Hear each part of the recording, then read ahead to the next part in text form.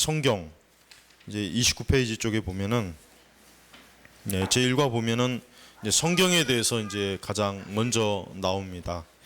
우리의 그 신앙의 가장 기본적인 우리의 신앙의 토대 자료는 성경입니다. 성경에 있습니다.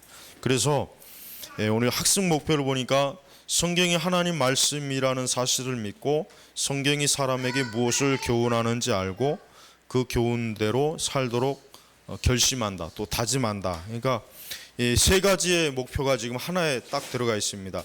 성경이 하나님의 말씀이라는 것, 성경이 하나님의 말씀이라는 것, 그다음에 그렇다면 그 하나님의 말씀이 나에게 무엇을 교훈하는지, 즉 우리는 성경의 말씀을 감상하는 게 아닙니다. 성경의 말씀을 감상하거나 아니면 성경의 말씀이 참 아름답다, 성경의 말씀이 참 좋은 말씀이구나, 이것이 아니라 그 말씀이 정확하게 나에게 어떠한 표적을 던지느냐, 그거를 지금 명확하게 깨우쳐야 돼요. 그렇지 않으면은 그냥 성경이라고 하는 것은 그냥 감상용, 그냥 종교적인 감상적인 그런 문구밖에 안 되거든요. 그것이 아니라 여러분들도 마찬가지겠지만 저도 마찬가지입니다. 성경을 읽을 때 이 성경이 나에게 무엇을 요구하는가, 무엇을 명령하는가, 무엇을 지시하는가, 이 부분을 성경에서 반드시 끄집어내야 돼요. 그렇지 않으면 성경을 아무리 읽어도 그냥 뭐 종교적인 거룩한 문구밖에 안 되거든요. 그러니까 성경 읽는 훈련이라고 하는 게 뭐냐면, 여러분 이제 뭐 많이 들어봤을 거예요. 예를 들면 뭐 3일 동안 성경을 뭐 몇 독 했다. 그런데 그 몇 독 했다고 하는 거 전혀 중요하지 않습니다. 성경을 아무리 많이 뭐 1년에 뭐 100독을 했다, 200독을 했다, 그것보다는 성경을 단 한 번 읽어도 그 성경의 의미를 알고 있는 게 중요하지, 성경을 그런 주술적인, 마치 꼭 마술적인 의미로 성경을 사용하면 안 되죠. 마치 그냥 부적처럼, 그냥 내가 성경을 갖고 있으니까, 읽고 있으니까 뭔가 내가 보호받는 느낌, 또 나와 하나님이 함께 한다는 느낌, 이것이 아니라 하나님께서는 아까 제가 오전에 설교했지 않습니까? 기독교 신앙은 이성을 중시합니다. 절대 이성을 무시하는 기독교 신앙은, 여러분, 그거는 잘못됐다고 무조건 판단해야 돼요. 그래서 우리가 신비주의, 또 어떤 경험주의, 어떤 체험주의, 이것을 조심해야 될 이유가 뭐냐면, 그들은 인간의 정상적인 이성의 작용까지도 때로는 무시하니까 그러는 거예요. 물론 우리 기독교는 초자연적인 종교이니까 분명히 어떤 신비적이고 체험적이고 또 주관적인 요소가 있어요. 그걸 부인하는 건 절대로 아닙니다. 그건 부인하는 건 아니지만, 그러나 그렇다고 해가지고 인간의 정상적인 이성의 작용까지도 부인하는 것은, 그건 광신으로 가는 거예요. 광신. 여러분, 이단들이 광신자로 가지 않습니까? 광신. 이단들이 어떤 자기의 믿는 거에 대해서 판단력이 없이 그냥 무조건 교주의 말대로 죽고 살고 그러지 않습니까? 역사적으로도 가장 유명한 남미의 그 가이아나에서 벌어진 700몇 명이 교주부터 해가지고 전부 다 독국물 먹고 다 그냥 자살해 버렸잖아요. 그 다음 우리나라도 아직도 뭐 정확하게 그 해결이 안 된 그 오대양 사건, 87년인가 그때 일어났죠. 그래서 그때도 집단 자살을 했죠. 종교적 광신자들이 집단 자살을 하는 일이 굉장히 많이 있어요. 이단들. 그러나 우리 개신교도 주의해야 돼요. 오순절 은사주의 같은 자들은 성경이 무엇을 말하느냐에 대해서 별로 관심이 없어요. 그 대신 그들은 성경이 나에게 어떠한 체험을 해주느냐, 여기에 많이 관심을 갖는단 말이에요. 그러니까 여러분들은 뭐 이런 것들에 대해서 이미 너무 많이 잘 알고 있으니까 우리는 성경의 교훈이 무엇이냐가 중요한 것입니다. 그래서 여러분, 성경을 로버트 맥체인 성경 보면은 1년에 신약을 2번 읽고 구약을 1번 읽을 수 있도록 이렇게 돼 있어요. 성경을, 나는 한 달에 성경을 뭐 10독 할 것이다, 물론 뭐 그것도 뭐 그걸 나쁘다고 얘기하는 건 아닌데, 중요한 건 만약에 그 사람이 성경을 한 번 읽은 사람보다도 성경 내용을 모른다면 그 사람은 열독한 게 아무 의미가 없다는 거예요. 아무 의미가 없다는 거예요. 그러니까 여러분, 이제 오늘부터 이제 우리가 바른 성경을 여러분들이 이제 다 한 권씩 가지고 계시잖아요. 바른 성경을 한번 또 쭉 읽어보시면 아마 훨씬 더 이해하기가 쉽고 좋을 겁니다. 그래서 학습 목표는 그렇게 되고, 내용은 뭐 여러분이 인생의 목적은 하나님을 영화롭게 하고 하나님을 영원토록 즐거워하는 것입니다. 이것은 우리가 소일이 문답 때 참 다루었던 거니까 넘어갑니다.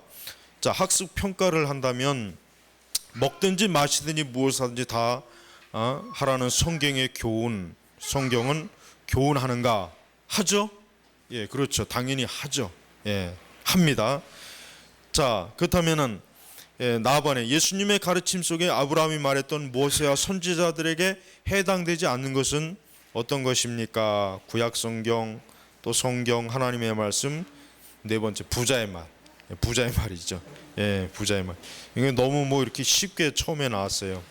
자, 그 다음에 성경 목록을 보면 66권. 여러분, 성경 66권의 목록을 다 혹시 안 보고 이렇게 외울 수 있습니까? 예전에 뭐 성경 목록가도 있고 그랬죠.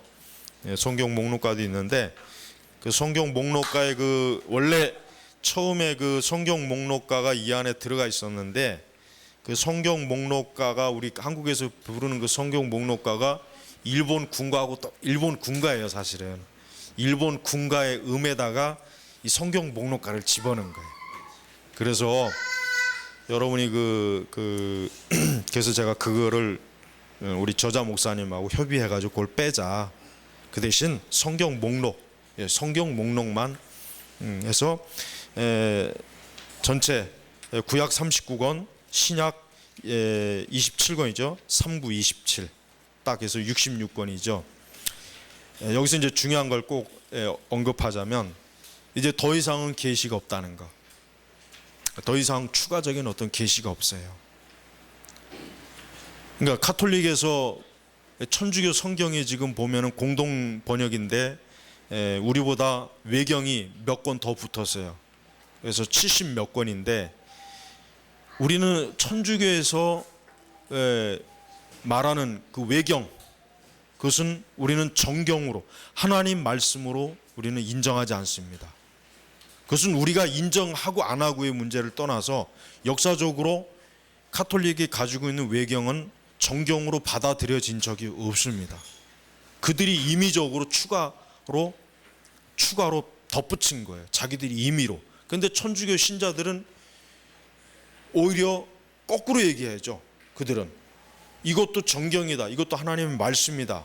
그러나 기독교의 역사적으로 그것이 정경으로 초대교회도 물론이고 인정된 바가 없어요. 그 이유는 뭐냐면, 우선 그 안에 정경이 되려면은 정경의 구성 요소가 필요해요. 정경의 구성 요소는 뭡니까? 즉 그것이 명확한 하나님의 말씀이라고 하는 교회의 공동된 일치가 있어야 돼요. 그런데 66권은 그러한 일치된 공동의 의견이 교회에 있었지만 나머지 것들에 대해서는 논란이 많았어요. 그 다음에 정경일 될 수 있으려면 그 구성 내용이 명확한 계시적 근거가 있어야 되는데, 지금 외경이나 또 외경보다 더 나쁜 위경 같은 거, 즉 외경, 위경 이런 것들은 그 안에 대단히 성경 자체 안에 상호 모순되는 내용들이 막 서로 뒤섞여 있단 말이에요.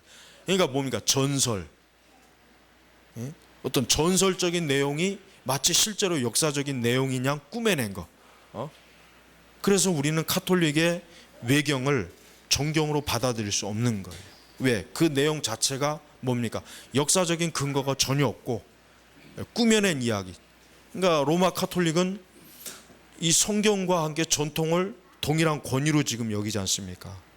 이 성경에다 전통을 부여하는 거예요. 그러니까 저들은 베드로가 로마에 갔다고 믿고 있어요. 근데 그게 성경에 안 나와 있는데 왜 믿냐면 그런 전설이 내려왔다 이거예요. 초대교회 때부터 그런 전설이 내려왔으니까 우린 이것을 믿는다. 그걸 믿을 만한 가치가 있다. 그렇게 여기는 것입니다. 또 마리아도 마찬가지입니다.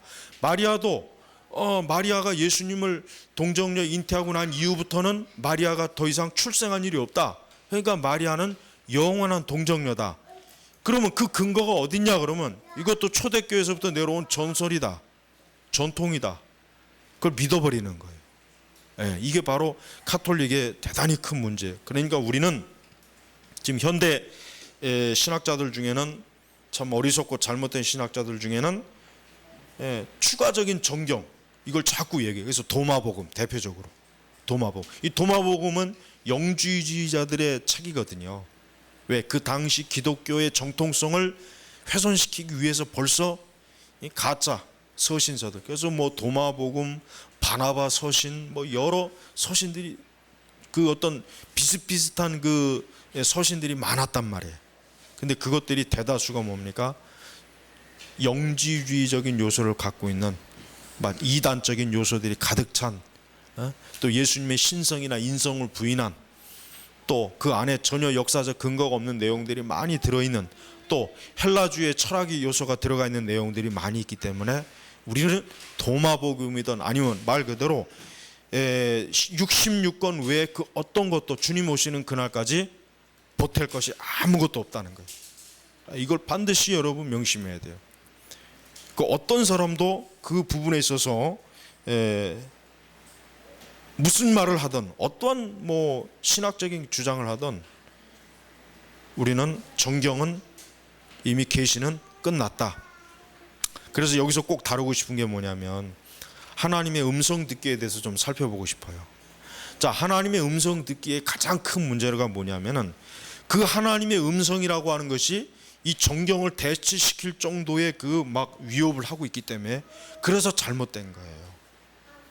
하나님의 음성 듣기에 관련된 책들을 보면은 하나같이 성경의 말씀에 없는 데, 언급하지 않은 것도 추가적인 계시, 그러니까 추가적인 어떤 하나님의 뜻, 추가적인 어떤 하나님의 요구, 그 다음에 또 더 그들이 좋아하는 것은 직접적인 하나님의 계시다, 이게 뜻이다 이거예요. 내가 지금 선교를 갈지 안 갈지 하나님 나에게 말씀으로 응답해 주세요. 그래서 저들은 하나님의 음성을 듣고 너 가라, 가지 말라, 이런 식으로 인도를 받거든요. 근데 그게 얼마나 미련하고 어리석고 덜 떨어진 것들이에요. 왜? 선교를 갈지 안 갈지는 자기가 생각하면 나오거든. 선교라고 하는 것은 선교에 갈 만한 준비와 자질이 있어야죠. 언어의 준비를 해왔든지, 신학적인 준비를 충분히 해왔든지, 아니면 자기 어떤 건강이라든가 자기 어떤 그 여러 가지 정신 상태라든가 이런 걸 종합적으로 봤을 때, 아, 내가 선교를 갈 수 있을 만한 그런 게 준비가 돼 있다 하면은 그러면서 준비하면서 나가면 되는 것이지, 그걸 꼭 하나님이 너에게 가라, 가지 말라, 꼭 이런 음성을 들어야 안다면은 그 사람은 대단히 멍청하고 미련한 거란 말이에요. 그러니까 여러분, 하나님의 음성 듣기에 관련된 어떤 주장이나 설교도 믿지도 마시고 받아들여서도 안 돼요. 여러분 스스로도 그렇습니다. 여러분이 어떤 결정을 할 때 미신적인 방법으로 하면 안 돼요. 야, 하나님께서 이 부분에 대해서 어떤 환상을 보여주시면 좋겠는데, 어떤 음성을 보여주시면 좋겠는데, 뭔가 좀 뚜렷하게 내 귀에, 그건 전부가 뭡니까?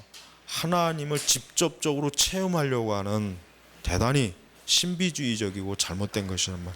우리는, 하나님께서는 우리에게 주신 이 말씀을 우리가 읽고, 또 우리의 건전한 올바른 이성과 판단력을 동일하게 작용을 해서 내가 실제 현실 속에서 어떠한 판단을 할 수 있을지 하나님 우리에게 지혜를 이미 주신 거란 말이에요. 근데 그거를 가지고 어떤 초자연적인 하나님의 지도와 인도를 받겠다고 하면서 그 하나님의 그 음성을 듣고자 하는 이런 현상들이 왜 그런 현상들이 지금 나타났느냐? 그 이유는 뭐겠습니까? 사람들이 이 계시 의존적 신앙을 버렸기 때문에 그래요. 그러니까 하나님의 말씀에 의지한 신앙을 갖는 것이 아니라 자기의 감각, 나의 감각, 나의 체험, 그건 또 어디서 왔습니까? 은사주의에서 왔죠. 오순절 은사주의에서 왔단 말이에요.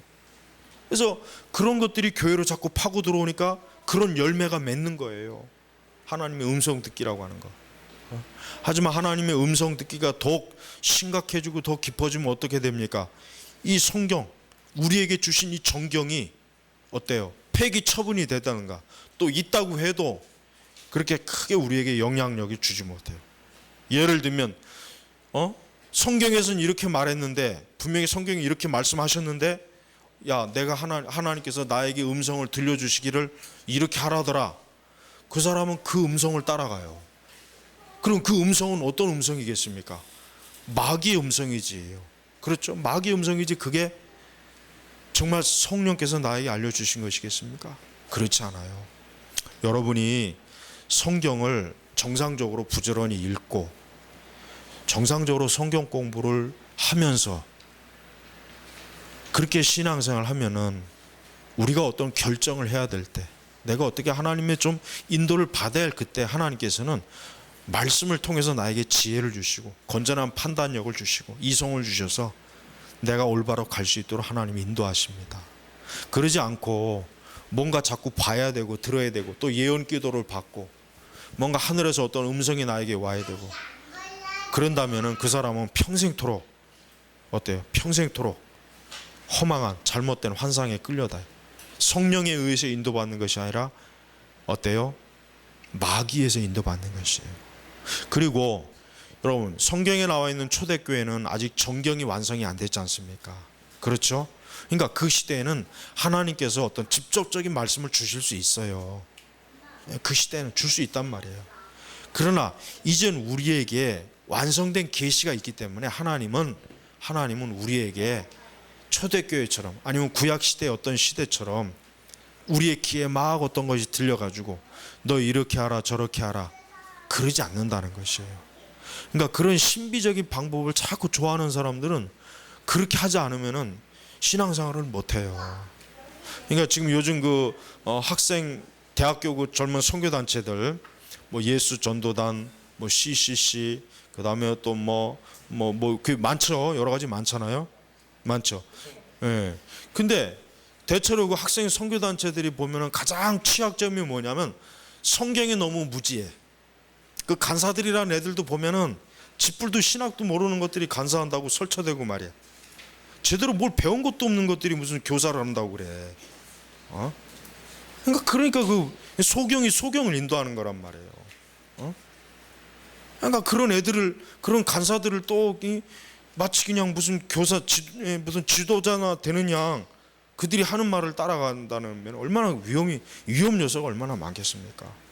그러니까 우리 그 대학교 다니는 청년들 절대로 그 학생 선교단체 가입하지 마세요. 아주 그 대단히 잘못된 것들이 아주 그 이상한 짓들을 굉장히 그런 데서 많이 해요. 그러니까 젊은 사람들이라 보니까 판단력이 너무 없고 감각적인 거 좋아하고 신학적인 깊이 있는 그 지도자도 없고 그러니까 그런 사람들이 그걸 지도하고 리더하니 뭐가 되겠습니까? 여러분 제발 우리 스스로도 어떠한 일이든지 간에 성경의 경계를 넘어서는 것은 단호하게 우리는 거부해야 되는 것입니다. 자, 거기 보면 이제 도표가 이렇게 있지 않습니까? 도표가 있는데 이 도표가 참 중요합니다. 이 도표를 보면은 이성, 또 전통, 경험, 성경 이렇게 네 부분으로 나눴단 말이에요. 성경 외에도 이 세 가지, 이성과 전통과 경험 이 세 가지를 지금 추구하는 기독교 신학의 형태가 있다. 이제 이런 건데, 자, 성경보다는 전통에 더 높은 권위를 부여하는 신앙이 있습니다. 이게 뭡니까? 천주교입니다. 로마 천주교가 아주 전형적인 성경보다 전통에 더 권위를 높여요. 예. 두 번째, 이성의 권위를 부여하는 신앙은 또 뭡니까? 자유주의 신앙이죠. 자유주의죠. 자유주의 신앙은 인간의 이성으로 이해할 수 없는 것들은 다 빼버려라. 인간의 이성으로 우리가 어떻게 예수님이 무리를 걸어가고 또 베드로가 무리를 걸어가고 죽은 자가 3일 만에 부활하고 어떻게 귀신이 쫓겨나, 인간의 이성으로는 그걸 모르거든요. 그러니까 인간의 이성으로 이해할 수 없는 모든 그 성경이나 신학적 신앙의 요소들은 버려라. 이게 이성의 권위를 부여하는 신앙이에요. 세 번째, 경험의 권위를 부여하는 신앙. 뭡니까? 오순절 은사주의, 신사도 운동. 그 다음에 영성운동. 이거는 뭡니까? 경험의 권위를 부여하는 거예요. 경험. 그리고 오늘날에는 이 개신교는 경험의 권위를 부여하는 것 때문에 교회가 어떻게 됩니까? 또 다른 극단적인 형태로 어때요? 인간의 정상적인 이성까지도 무시할 정도가 돼버렸어요. 그러니까 말도 안 되는 것을 믿고 그걸 추종하는 거 보십시오. 얼마나 어때요? 잘못됐죠. 이 경험의 권위를 더 부여하게 되면 이단들이 막 득세를 하게 돼요. 이단들의 특성이 뭐냐? 무언가를 분석적으로 생각할 줄 몰라요. 그들이 조금만 더 분석적으로 생각할 수 있다면은 이건 잘못되었구나. 이건 뭔가 문제가 있구나. 앞뒤가 안 맞구나. 뭔가 이거는 말씀에서 가르치는 것이 아닌데 억지로 지금 끌어낸 것이구나 하는 이런 이해를 당연히 갖는데 그들이 그런 이해를 못 갖는 것입니다. 그래서 우리는 역사적으로 볼 때 19세기에는 이 자유주의 신앙, 인간의 이성을 더 권위를 둔 그런 기독교 신앙이 우세했고, 그 다음에 천주교는 어제나 오늘이나 내일이나 영원토록 이 천주교는 어때요? 성경의 말씀보다는 전통에 더 권위를 두는 그러한 신앙의 형태를 분명히 가집니다. 그 다음에 오늘 우리 시대, 우리가 살고 있는 시대는 어떤 시대입니까? 경험주의 시대. 경험을 하지 않으면 안 된다는 거예요. 그래서 여러분, 그런 은사를 중요하는 사람들이 하는 말이 뭐겠습니까? 그거는 네가 체험해보지 못해서 그래. 예를 들면 방언의 문제도 그렇죠. 우리가 방언은 그는 초대교회 이후로 이제 중단된 것이다. 그렇게 얘기하면 그들이 하는 말은 네가 방언을 받아봐야 안다 이거죠. 너가 방언을 받아봐야, 네가 방언을 체험해봐야 그런 소리를 못한다. 다 이런 대답을 해. 그러니까 그런 사람들이 말하는 게 뭡니까? 자기가 가지고 있는 체험이 성경의 말씀보다 더 우월하다는 거예요. 더 우월하다. 그러니까 그런 형태의 신앙이 교회에 들어오게 되면 어떻게 됩니까? 성경에서 무엇을 말하느냐는 중요한 게 아니라 내가 무엇을 경험했느냐, 이게 중요한 것입니다. 그러다 보니까 어떻게 돼요? 그런 교회들은 무언가를 경험하지 못한 사람은 제일 밑바닥에 있는, 신앙도 없고 믿음도 없고 아주 형편없는 사람으로 취급받아요. 만약에 순복음교회 가는데 방언을 못한다, 그 사람은 거기서 있어 봐야 그 사람은 3류밖에 안 돼. 3류, 2류나 3류. 야, 어떻게 방언도 못하냐 너는? 개도 하는데. 옛날에 그 한월산 기도원의 그 유명한 말이 뭡니까? 이천성 목사라고 있었죠. 한월산에 오면은 개도 방언을 한다 그래. 개도 방언. 그러니까 거기 와가지고 일주일이나 3일 기도해도 방언이 못 터지면은 개만도 못한 거예요. 그래가지고 그 방언 받으려고 80년대 70년대 그 굉장히 많이 갔고, 저도 교회 다닐 때 학생의 여름 수련회 거길 많이 갔어요. 가가지고 뭐 3일 동안 계속 같은 방언 받으려고 계속 막 거기서 하고, 그러니까 그런 일들이 우리나라 교회에 얼마나 이게 뿌리 분지, 그게 지금도 여전해요. 여전해. 요즘은 이제 이 신사도 그룹이 크게 위협을 했죠. 은사주의보다 훨씬 더 멀리 나갔다면 이 신사도 그룹들은 성경에 대해 적어도 그래도 고전적 오순절들은 그래도 어느 정도 그래도 성경의 그 경계를 그래도 고수하려고 해요. 지키려고 한단 말이에요. 그래도 적어도 그런 기본적인 것에 대한 그 두려움이 있거든. 그렇지만 이 신사도 그룹들은 이젠 그 경계가 없어요. 그래서 신사도 그룹들을 내가 악령의 운동이라고 하는 이유가 뭐냐면, 신사도 그룹은 이 성경의 말씀 같은 거는 아예 안중에도 없어요. 굉장히 더 지독한 은사주의 형태를 띠기 때문에 위험한 것입니다. 그러니까 신사도 그 형태를 띈 교회나 그런 집회를 여러분 우리 카페에 있는 동영상을 보십시오. 저게 과연 정상적인 교회라고 할 수 있겠는가? 과연 저것이 정말 예수님이 가르쳐준, 사도들이 가르쳐준, 우리에게 가르쳐준 기독교 신앙이겠는가? 예전에 한참 그 90년도 중반에 그 토론토 축복성에 비냐드 운동할 때 보면은 그 집회하는데 보면은 막 그 사람들이 개 짖는 소리하고 막 그냥 어떤 한쪽에서는 또 막 미쳐서 막 계속 웃고 왜 웃냐 그러면 성령께서 나에게 웃게 하신다. 짐승이 울음소리를 내고 너 왜 그러느냐 그러면 성령께서 나에게 짐승이 울음소리. 이게 어떻게 기독교입니까? 그런데 그걸 기독교의 역사라고 우리 한국에 있는 목사들이 얼마나 그냥 뻔질나게 비행기 타고 가서 거기서 그 능력을 받으려고 존 윈버나 그 사역의 팀에서 능력을 받으려고 거기 얼마나 많이 갔습니까? 바로 그때 그 영향들이 지금 교회에 더 깊이 퍼져 있어요. 그러니까 여러분 어느 교회를 다 가든지 가보세요. 우리나라 대한민국 교회 제가 볼 때는 거의 99.9%가 교회 가면은 벌써 교회 형태가 이 말씀의 교회가 아니라 그런 체험의 교회라고 하는 게 아주 확 다가와요. 다가온단 말이에요. 거기다가 이제 문화까지 같이 그냥 짬뽕이 돼가지고 이건 교회라기보다는 정말 어떤 종교 문화 클럽 정도밖에 안 되는 형태의 교회들이 지금 대부분의 교회들이 다 그래요. 어느 교회 안 그런 데가 없어요. 다 그런단 말이에요. 그러니까 여러분이 성경을 우리 다번에 보면은 만약 나의 신앙이 성경보다 경험을 더 중시하는 신앙이라면 주관적 체험 중심의 은사주의나 신비주의 신앙이다. 정확하게 딱 정의했죠.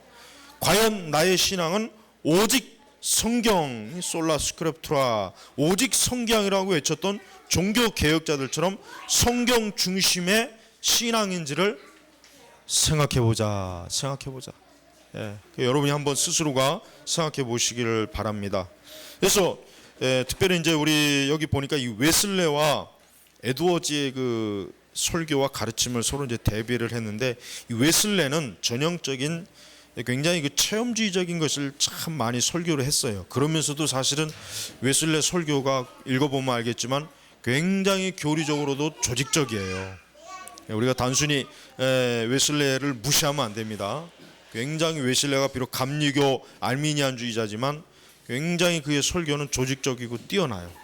그러나 다만 이제 웨슬레는 그 가르친 중심이 하나님의 사랑. 그다음에 에드워즈의 설교의 중심은 뭡니까?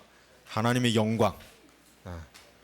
하나님의 사랑 맞죠? 당연히 하나님의 사랑인데 이것이 후대에 내려오면서 어떻게 됐습니까? 교회가 인본주의로 가는데 길을 열어줬어요. 인본주의로. 그러나 에드워즈는 어때요? 종교 개혁자들의 신학을 가지고 있었던 사람이라 하나님의 영광에서부터 출발하는 거예요. 그러니까 우리 개혁주의는 어때요? 우리의 신앙이 어디서부터 출발합니까? 하나님의 영광에서부터 출발해. 영광. 하나님의 영광. 그 대신 오늘날 다른 복음주의 교회는 어디서 출발합니까? 하나님의 사랑에서 출발해요. 하나님의 사랑.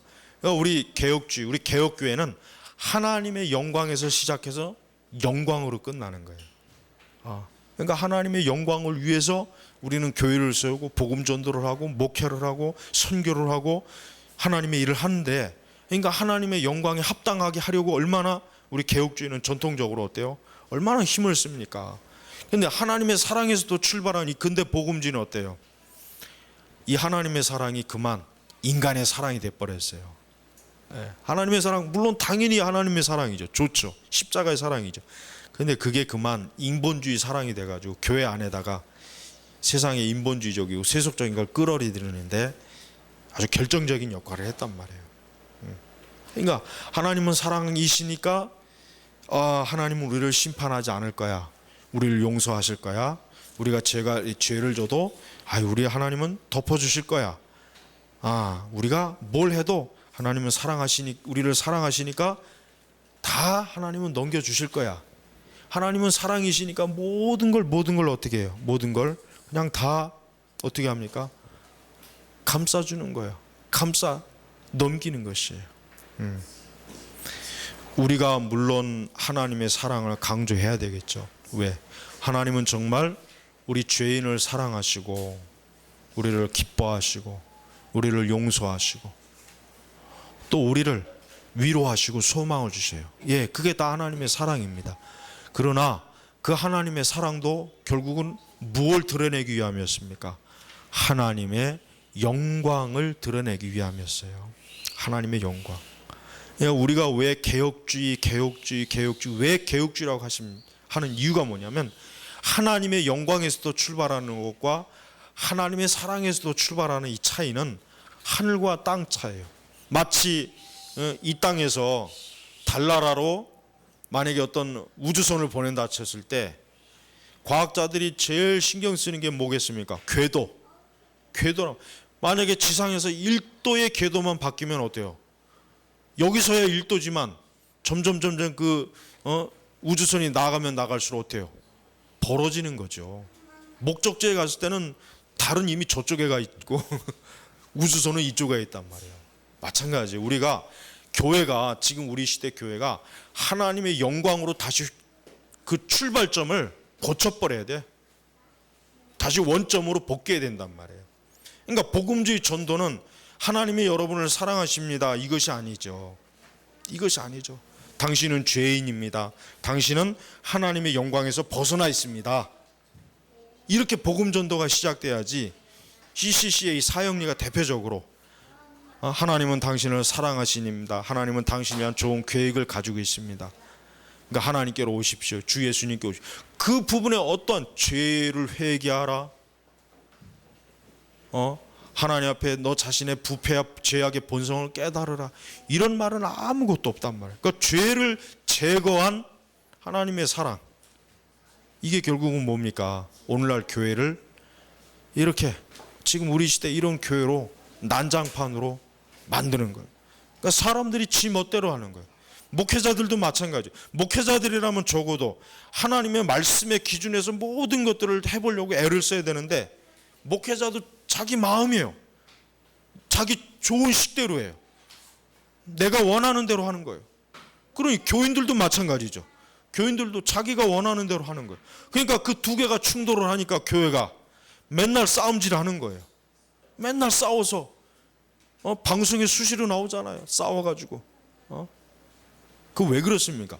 인본주의가 들어오니까 그런 거예요. 하나님의 영광을 위해서 교회가 세워지는 것이 아니라 하나님의 일을 하는 것이 아니라 오직 하나님이 우리를 사랑하기 때문에 우리는 무엇을 해도 다 된다는 그 굉장히 잘못된 허영심이 가득 들어와 있는 것입니다. 자, 오늘 첫 시간은 여기서 이제 마무리하겠습니다. 오늘 첫 번째 이 교리 강론의 가장 중요한 것, 여러분이 꼭 알아야 될 게 뭡니까? 우리 개혁교회, 아니 우리 기독교는, 우리 그리스도인들은 하나님의 영광에서 출발해서 하나님의 영광으로 맞춰야 된다고 하는 거예요. 이게 우리의 사역, 우리의 교회, 우리의 기도, 우리의 설교, 우리의 선교, 우리의 헌신, 우리 신앙의 가장 핵심적인 거예요. 그러니까 하나님의 영광에서 출발해서 영광으로 끝나야지, 하나님의 사랑에서 시작하게 되면 끝은 어떻게 끝납니까? 인간의 영광으로 끝나버려요. 그게 재앙이죠, 재앙. 오늘날 교회는 인간이 영광받는 그런 형태의 교회들이 얼마나 많습니까? 사람들은 그런 교회를 좋아하죠. 그런 교회를 굉장히 즐거워하죠. 기뻐하죠. 그러나 하나님의 영광을 위한 교회는 싫어해요. 마음에 안 들어간단 말이에요. 아무쪼록 여러분, 우리가 하나님의 영광에서 영광으로 끝나도록 여러분 자신이, 우리의 교회가 반드시 그렇게 될 수 있도록 여러분 기도하시고 하나님의 영광을 깊이 사모하시기를 주의 이름으로 축복합니다. 기도하겠습니다. 하나님, 우리가 하나님의 영광과 그 하나님의 거룩하심이라면 우리가 죽어도 좋고 살아도 좋고 망해도 좋고 일어서도 좋고 무너져도 좋고 정말 그 정도까지 정말 참되게 청교도들과 개혁자들과 같이 정말 그 정도의 신앙까지 우리가 정말 될 정도로 우리가 그것을 사모하고 진심으로 바랄 수 있는 믿음을 허락하여 주시옵소서. 감사하며 살아계신 우리 주 예수님의 이름으로 기도 올렸습니다. 아멘.